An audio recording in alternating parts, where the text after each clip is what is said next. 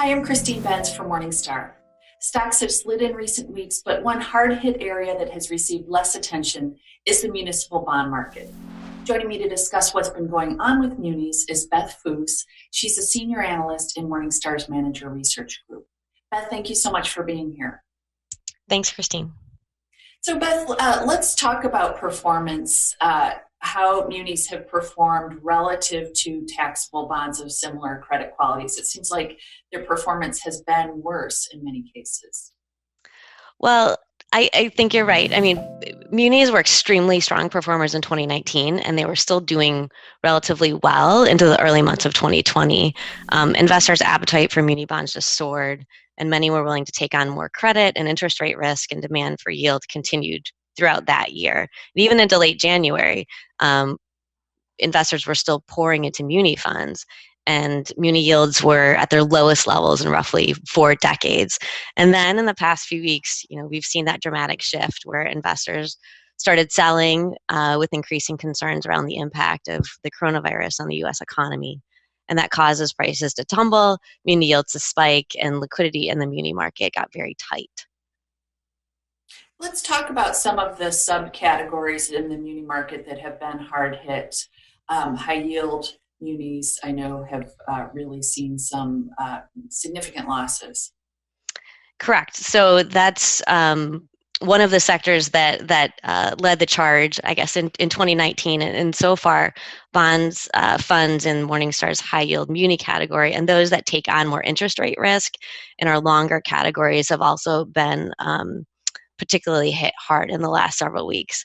Managers say they're watching high yield bonds such as those backed by the airlines, by tobacco revenues and healthcare revenues, both bonds issued by hospitals and continuing care retirement communities, as well as some of those high project finance bonds like those that funded convention centers, stadiums, and malls.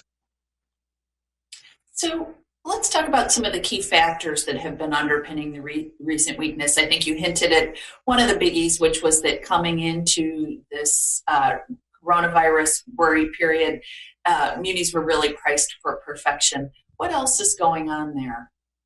Well, I think there are a few things that are going on. I mean, munis are generally seen as a safe haven for more volatile investments. And even into February, investors continued to scoop munis up when we saw global equities tumble just a few weeks ago, which caused low muni yields to drop even lower. So such low yields were likely less attractive for the mostly retail buyers in the muni market, and some started to rebalance back to equities. So we saw some selling there. But then this was all unfolding at the same time. Investors were growing concerned about the economic impact of the coronavirus and what that'll be in the short term and the long term on some muni issuers. And then there's going to be strains on those revenue streams, like, as we talked about, backed by bonds that are particularly in the transportation sector. As people miss flights or mass transit systems as they're not going to work. Um, and even more recently, we've seen managers now reporting that investors are also selling the shorter term muni debt as they're trying to accumulate cash reserves. So, how should municipal bond investors respond to this period of volatility? Most of them, as you say, Beth, do look to munis to be kind of their safe haven funds. How should they react to what we've seen going on? Well, munis are traditionally a long dated market, so it really depends on your investment horizon and what you're comfortable with. Of course, it's an incredibly volatile time, and many investors are feeling shaken. Um, because the muni market is so diverse and fragmented, we know it's really important to do solid research to assess the potential credit, interest rate risk when making your investment decisions in this space. So when we look to funds that we recommend, we're looking for firms with strong research capabilities, those that have experienced managers and analysts that are using robust tools designed for the sector. We're also looking for stable returns, especially in previous bouts of market stress. And obviously, below average fees are also important considerations. And to the extent that they use some of these high yield or maybe more narrowly focused muni products, maybe they'd want to kind of relegate them to the margins of their portfolios rather than being their centerpiece of their safe assets? Right. Again, I think people continued to reach for yield in the past couple of years, and those high yield funds really did well, but those spreads were really tight. So that might not want to be the centerpiece of your muni portfolio moving forward.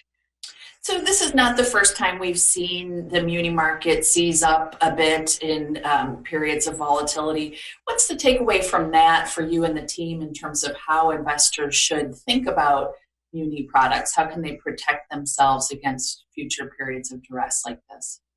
Well, of course, this is an incredibly unique time. It's kind of uncharted territory for all of us. But that said, you're right. This isn't the first turbulent market that munis have seen. We saw munis yield spike in 2008, again in late 2010, 11, in mid 2013, and after the U.S. presidential election in 2016. They were for a variety of reasons, and they were shorter bouts of stress, but after those, muni markets did see solid performance with strong investment returns, particularly in 2014, in 2017, and 2019. So we've been told managers, that have some flexibility to put some money to work here, now have reported that the past few weeks have been an incredible buying opportunity for the bonds that they know and they like well. That has tended to be some of those stronger, higher quality bonds that they've been scooping up, and some of those managers have been scooping them up um, for several months now, anticipating that the market was pretty rich. So they report that even that said, the higher quality credits are offering good prices. Okay, Beth, thank you so much for being here to share your insights today. Thanks, Christine. Thanks for watching. I'm Christine Benz from Morningstar.